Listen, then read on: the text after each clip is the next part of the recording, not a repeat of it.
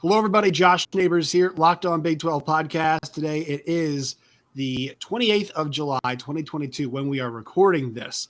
It is time for another preview. The Oklahoma State Cowboys were inches away from a Big 12 title last year. Can they repeat that success this season? Marshall Scott of Pistols Firing is here to help us break that down. It's coming up next. You are Locked On Big 12. Your daily podcast on the Big 12 Conference, part of the Locked On Podcast Network, your team every day. Once again, Josh Neighbors here, Locked On Big 12 podcast. Joining us today, Marshall Scott of Pistols Firing. Marshall, appreciate your time previewing what should be a really interesting season for the Pokes. Yeah, thank you for having me. Like you said, inches away, quite literally. I feel like that gets thrown around quite a bit metaphorically, but quite literally, the Cowboys were inches away from a Big 12 title last year and looking to get back to Arlington and avenge that loss. Yep, before we get going, thank you guys for making Locked On Big 12 your first listen every single day. Make sure you check out all of our other team previews. We're going in order of how they were picked in the conference, and so the third team we are doing in the Big 12 is Oklahoma State. And so I'll just start there. What did you think about being picked third, the Cowboys this year? I think that's kind of right in the area that I expect them to finish. And I think it might be a little generous. So when I think about this season, I kind of like Oklahoma a little more, like maybe Baylor a little more. I might like Kansas State more. I think I like Texas more. Like, do you think they're in the right spot, number 3? Where did you have them? Yeah, so on my Big 12 media poll, call me a homer, I guess, but I picked them first. It really had a lot to do with Spencer Sanders coming back. There's a lot of quarterback turnover in the league. Mm-hmm. Them having Spencer Sanders outside of those 2 Baylor games, Spencer was phenomenal last season. 7 of his interceptions came against Baylor, so that's just kind of is how it is. But I can see the arguments. I'm really high on K-State as well. I feel like they didn't get enough love. I see why people like Oklahoma, but there are a ton of question marks for Oklahoma that I didn't want to put them first in a Big 12 poll. If, you've got the new coach, you've got a new quarterback coming in, you've got this whole new system and things like that. I think they're headed in the right direction. I'm just not sure that this is quite that time yet. And obviously Baylor, you can see why you'd pick Baylor ahead of Oklahoma State, the won Big 12 title last year. That defensive tackle in the middle. It's just absolutely ridiculous. A game wrecker. He destroyed Oklahoma State in those 2 games. So I can see pretty much 1 through 3. I think I wouldn't. I'm high on K-State. Wouldn't put K-State there. And then Texas didn't make a bowl game last year. So right. I'm all for Texas having the athletes and all that good stuff, but they're gonna have to prove it to me before I pick them in any preseason polls. So I think people might use the same. I know Spencer Sanders took this team pretty far last year. I'm also a huge Spencer Sanders fan. I've said this a bunch. I see it. All right. I see the potential. I think it's there. I think he can do it more often. The problem is he does not do it often. Mm-hmm. It's interesting because some games he is a game manager. Some games he is a game wrecker in the negative sense. And then the Notre Dame game was the game where it was like, oh my God, like this kid's actually got he's got the chance to be really, really good. Where are you on Spencer Sanders? Because I'll be honest, I voted Dylan Gabriel first team quarterback. I know Spencer Sanders gets the nod because he played in the league last year, but let's be honest, he kind of backed into that award. There really wasn't anybody else to win that award, mostly because Oklahoma switched quarterbacks in the middle of the year. So where are you on the Spencer Sanders experience now that he gets another full year, full camp, all that kind of stuff? Yeah, experience is definitely the right word because it is quite the experience. I think that I think he'll be marginally better this year, but at the same time, I think to an extent right now, this is his 4th year as a starter. He just kind of is what he is.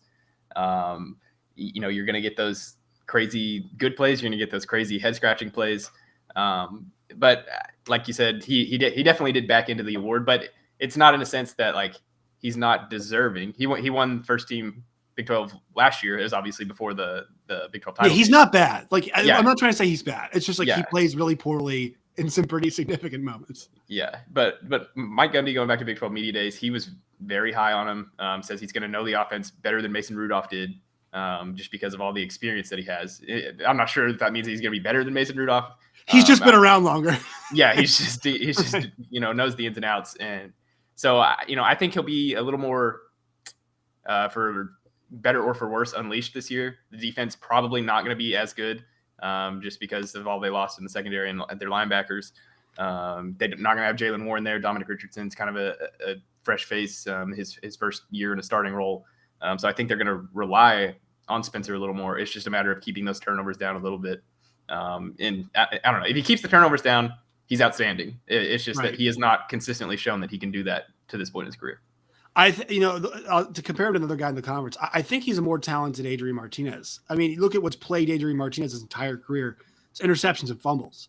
And, it seems like there's some times where he puts together and it looks great. I guess that's the thing. It's like you mentioned that he's going to be unleashed this year, right? The burden is going – because the thing was last year, I think the best quality about that team, and tell me if I think I'm off here, was how adaptable that team was last year. Like, you think Mike Gundy, you think about Mason Rudolph and all the other quarterbacks they've had there and throwing the ball downfield and the number of wide receivers they've had.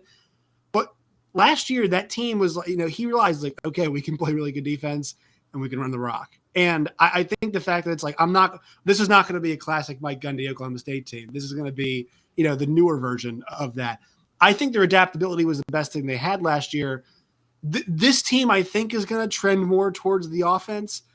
I just have a question of, like, what does that mean? Because you mentioned they have Dominic Richardson there and a couple of really good running backs coming in, right? I mean, I think I use Athlon as kind of my thing. And look, the ratings and stuff change, but I think they're still getting Ollie Gordon and CJ Brown, correct? Both those guys are coming in. So you get a couple of pretty highly touted guys coming in there at running back too. Wide receiver, they lost Tay Martin. They bring back Brennan Presley. They bring in Braylon Presley, the brother of Brennan Presley. What do you think this offensive identity is going to be? And is this team going to once again lean back towards the offense once again? Is the pendulum going to swing back? I do think so. Mike said he did a podcast with Dave Hundencyker, who's the play-by-play guy for Oklahoma State.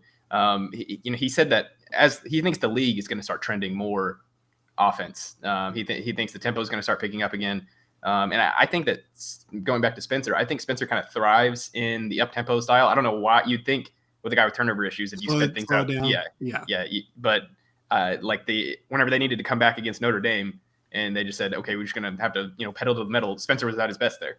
And there were a couple of examples like that throughout last season where, it's just, I don't know if it's like, you don't have to think about it as much and it's kind of just natural reactions. And, Spencer's a heck of an athlete, but I think that the burden is going to be on the offense more. I think they will speed it up a little bit more just because of what they saw at the end of that Notre Dame game.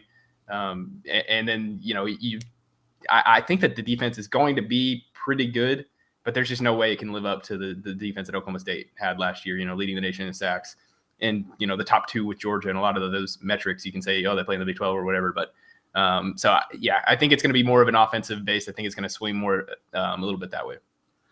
So this offensive line, I think, had some really nice moments last year, especially in run. They're pretty good run blocking, I feel like. Pass protection to me was not always their forte. And I think the one thing we always have to talk about with offensive lines is, like, just because everybody is coming back does not necessarily mean it's good. Now, you think about college kids, they normally do get better. And this group returns by, it looks like, 4 guys? I know, there's some thoughts about Jake Springfield. Like, is he going to hold on to does he have the left tackle spot? Is that his spot? But they're getting everybody back in the interior, I believe, also, right? So there should be some continuity, I guess is the word there up front, right? Yeah. So, and that kind of goes back to Spencer's issues that they weren't protecting him. And that's what, Mike kept. That's anytime somebody levied some criticism towards Spencer Sanders, Mike would say, okay, well, he's running for his life the whole time. And Mike always uses the term, they're playing musical chairs on the offensive line when one guy gets injured and they're moving everybody around. But so it looks like that Caleb Etienne, he's a junior college transfer. He was there last year. He's like 6'7", 325. Mm-hmm. It looks like he's going to start at one of the tackle spots. Then Preston Wilson looks like they're going to move him to center. He's played a little bit of everywhere, honestly. You got Hunter Woodard, who's probably one of their best performer. He was their best performing returner along the offensive line. And then you bring in 2 guys, Jason Brooks from Vanderbilt and Casey Collier from USC. I don't know if they're going to make instant impacts, if they're going to, start right away. But you'd think that they're in need of another guard. That would be Jason Brooks. He has a nickname Queso, which is outstanding, if you ask me. And then Casey Collier is actually Charlie Collier, the WNBA draft pick from Texas a couple years back. That's her younger brother. So Great pedigree there. And then, you have Jake Springfield, like what do you do with that other interior slot? So I think there's going to be some position battles there. But it looks like the lock-ins right now are Caleb Etienne, Preston Wilson at center, and then Hunter Woodard probably at right guard. And then you have those other two spots kind of up for grabs. So your pass catchers, the guy, because I thought one of the sneaky things last year that wasn't talked about in the Big 12 enough was the connection between Tay Martin and Spencer Sanders was actually pretty, I thought it was a pretty special one. I'm not a goal line fade guy. I'm not, but that was the one connection. I was like, you know what? Those two seem to have a real good understanding of where it's going to be. Where do I need to be? Where does the ball have to be? Like, they ran that a lot, and I felt like half of his touchdowns. What do you have, 10 last year? I feel like half of them were goal line fades. But how do you replace a guy like that? Now I know we like Brennan Presley, but he's not like an outside. It's not a guy who sticks on the outside and gets balls like Justin Blackmon or a Tay Martin or any of the guys like that. So what is for the pass catchers? Like, are we going to see a lot of what is it? Is it Talon Shetron? I know I've heard a lot about. Talon. Yeah, Talon. Yeah. So people like him a lot. They seem to think that he might get some PT right off the bat. You obviously bring in the other Presley as well. Braden Johnson is back. So it's not like they don't have any options that we're familiar with, but I feel like Spencer kind of needs a guy, and I'm wondering who is going to be that guy. Yeah, you mentioned, Brennan being an inside guy, and they really haven't used an inside guy as, the guy since maybe like Josh Stewart, and I think that was like 2013. Since then, it's gone, James Washington straight into Tylan Wallace, and then they had Tay Martin. It seems like they've always got one somewhere. This year, I think it's going to be Jaden Bray, a sophomore out of Norman. He's ginormous. They had that receiving class, in his class, they had the two Green twins, who were both really highly touted guys. And then they had Jaden Bray, who really wasn't a highly regarded recruit, but he's kind of came in and looked the best out of all those guys. So I think he'll kind of be the guy as far as on the outside goes. And then you wonder if they're going to draw some more things up to get Brendan more involved just because he is such a, lightning rod for them. Braden Johnson will be an interesting one. He's jumped between the slot and the outside throughout his career. He missed almost all of last season with kind of an unspecified injury. They haven't really said exactly what happened there. I think it's going to be Jaden Bray. I think that the Green twins, Blaine Green has kind of been moved into a Cowboy back role. He's kind of a jumbo tight end or a jumbo wide receiver that they've got kind of playing tight end. Bryson Green, I think, will get some shout. And then you wonder about a guy like Talon Shetron, if they're going to, just say, hey, burn his red shirt. Let's just do this right now. Or if because they kind of got some young, good receivers, if they'll, play in 4 games and kind of preserve that red shirt. I'm honestly not sure what they'll do, but I've heard a lot of great things about him. Everybody's talked about him and said that, he's going to be really freaking good. It's just kind of a matter of when that happens. What's interesting about Mike Gundy teams, and he's talked about this a lot, like he loves to scrimmage, right? I mean, that's one of the things he loves to do is get a lot of reps. And I know that it felt like they were stripped of that. And I remember him talking in interviews about how much they scrimmaged last year. Has that been the case this year with spring? I mean, have they been pretty scrimmage heavy? Because I feel like that gives a huge advantage to Spencer, just kind of knowing, all right, I've built these relationships now. I kind of know who my guys are. So yeah, Gundy's talked about something that they learned through COVID is that they've started giving their 2s and 3s more reps every week. And you worry that maybe that cuts into the 1s reps, but then if somebody goes down, you've got a guy that you at least know what their skill set is right off the rip. So he said that that's something that they've continued to do, is that they've continued to get those reps for if Spencer goes down at some point this year, which he's missed a start, and every year he's been a starter, you've either got Gunnar Gundy there or true freshman Garrett Rangel. So you need to have one of those guys at least break glass in case of emergency ready. So I think that they've continued doing that. I don't know about full on scrimmages to this point. Right. Yeah. More, I guess. Yeah. More like getting everybody involved, kind of more active practices as opposed to, things are a bit more physical, a bit more active. I feel like at Oklahoma State practices than other places. Yeah. It seems that way. Especially if you look at the offensive line health over the year, you wonder if maybe that's playing a little bit of a part in that. Right. Well, it's interesting too, because when you think about last year, like, you could argue that, hey, if Jalen Warren's playing the Big 12 championship game, they're better off. And, they rode him throughout the season. And I think there's always a tax to pay with stuff like that. You know what I mean? It's almost like a fighter or a boxer or whatever. You keep taking punches. There is a price to pay on the back end. Okay, let's talk defense. So I'm a huge Derek Mason guy. What's going to be the difference in terms of philosophy and maybe scheme that we see from obviously Jim Knowles earned the nickname Sir Blitz a lot. That was really what he was, he was known for. Terrific year last year and definitely had the personnel to wreak some havoc. They got good personnel this year. Just they've lost a lot of guys. What is defensively, once again, schematically going to be different for this version of Oklahoma State's defense? So for years, whenever Gundy would get a new offensive coordinator, he would just say, we're running the same offense. It's just a new guy's coming in to call plays. And he's now said that with the defense, that they're going to keep the same system. That I believe he said that maybe it's like 15%. He uses percentages all the time. I don't know where he gets his numbers, but so there is going to be a little Derek Mason twist on that. What that's going to look like, I'm not totally sure. I think it's really going to come down to like play calling in game. Is on a 3rd and 8 or something like that, is he going to send the house like Jim Knowles would? So I think that's really going to be where you notice it. But I think as far as like whenever you see them line up before the play starts, I think of a lot of it is going to look pretty similar.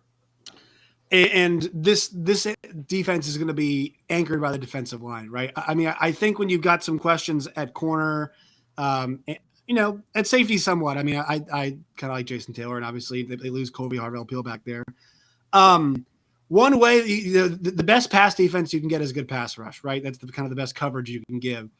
And this team's in a great situation between Tyler Lacey and Evers and Brock Martin and Colin Oliver. I mean, is the plan this year to get after quarterbacks? That's kind of the defensive formula for them. Yeah, I think that's kind of got to be, just because you lose Malcolm Rodriguez and you lose Devin Harper, who were 2 outstanding linebackers that they had last year, and they feel pretty strongly, I think, about Mason Cobb and Xavier Benson coming in and filling those roles. But there's just no way that those 2 guys are going to be what Malcolm and Devin did for them last year. Right. But yeah, you've got Colin Oliver, who had 11.5 sacks as a true freshman. You got Brock Martin, who had 9 sacks last year. You got Tyler Lacey, who's just kind of like he doesn't have the sack numbers, but he's kind of a game wrecker with his athleticism. Brendan Evers, Sione Ossie, and then you get Trace Ford back, who had an outstanding freshman year, in a sense, tore, I believe, both of his ACLs. But yeah, they say he's came back and he's looked, just as good. Brock Martin was talking about him at Big 12 Media Days, and he said that he's starting to see, like Trace Ford again. Right. And he's a lot bigger now. So I think it's going to be kind of wreak havoc on the front end, and in the back end, I think that there's a lot of talent there, but there's just no way that I think they can replace that experience of the likes of Colby Harvell-Peel and Terry McAllister and guys like that. But you got Kendall Daniels, who is a top 150 recruit out of Beggs. He's entering his redshirt freshman year. Then you obviously bring Jason Taylor back, who makes a lot of plays back there, and then at the corner spots, Jabar Muhammad and Corey Black both had some spot duty last year and played really well. I believe Jabar Muhammad had 3 or 4 pass breakups in the Fiesta Bowl. So I think there's a lot of talent back there. It's just kind of a matter of them gaining experience, and there's going to be a couple rough patches as they gain that experience. So I've kind of talked about this like with a few teams, and I think this might be the case for Baylor. Do you think that there's a chance that like by November this group looks awesome, and it's like, okay, this kind of reminds me of last year's team in a little bit, but maybe the path to get there was not as smooth? Because I think maybe that's my argument. I feel like that might be my case because I picked OU in Texas to be in the championship game. And I think the reason why is I think there's going to be a little bit of an identity shift for both Baylor and Oklahoma State this year, because just they lost so much important personnel. Like, I understand you picked them first, but do you think that there is a chance that it's kind of, okay, we got to figure out who we are for the first month and a half of the year? So, I mean, they're replacing, especially on defense. Like, my God, man. Like, I remember Colby Harvell-Peel saying, I wish I could tackle more people because I can't, because Malcolm Rodriguez tackles literally everybody. Like, that, that's who we're talking about here. And Devin Harper was next to him, too. Do you think that's kind of a situation, or do you think they're going to hit the ground running? Because I feel like you think that they might hit the ground running a bit more than I do. So I think that, like, thinking back, even last year, they didn't really hit the ground running. They were in a fourth quarter game. They were in a fourth quarter game with Missouri State. Right. They needed a walk-on who'd never caught a pass. Was a little bit, a little dicey there, right? Yeah, they needed a walk-on who'd never caught a pass to win in Boise. They had a lot of those kind of, wonder what's going on here moments. So I don't know that I think the offense will be. I think the offense, there's not going to be a big, learning curve. I think that will be pretty smooth. I think defensively, yes, there could be, just as far as, having guys understand the speed of the game and exactly what's going on and at a time like that. So yeah, I think that there could be a couple of learning curves. But like I said, I just feel, I don't know why I feel as confident on them. Maybe it's Gundy feels confident on them. And usually whenever Gundy feels confident on them, that means he knows that they're pretty good. So I don't know. I guess that's just kind of how I see it. That's fair. I mean, it's hard to disagree with a guy like that. I mean, I remember watching, I think Josh Pate had something recently about this, and it's really just kind of appreciating what Mike Gundy's built at a place like Stillwater. Like, you really don't see a whole lot of that outside the SEC, right? I mean, you just don't. And so I think that you're totally justified in believing a guy who's built what he's built. I want to ask you about the schedule. Marshall, what is your scheduling philosophy when you look at a schedule? Like, I'm a quadrants guy, or not a quadrant, thirds guy, I guess you could say. I like pockets of 4. That's how I break it up. And when I looked at the schedule, I noticed the one thing I didn't like, the week 4 bye. That's too early for me. I think the week 4 buys are not. I don't like them.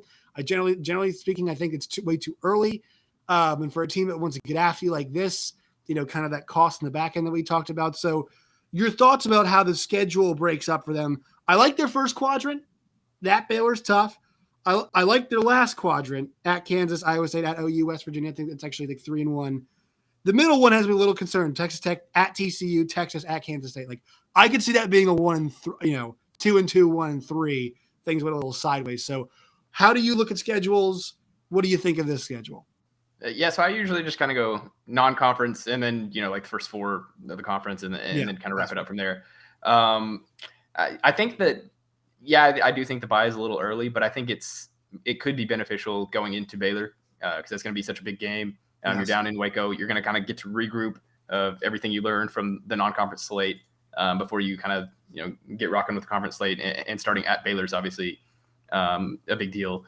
That Texas, I think they'll be fine against TCU. I'm not very high on them this year, but that Texas K-State back to back, that could get a little funky for sure. But Gundy's just kind of owned Texas over, and that's not saying a whole lot because Kansas has put up some pretty good fights with Texas. But I think Texas coming into Stillwater, they won the last time they were there in 2020 in an overtime game.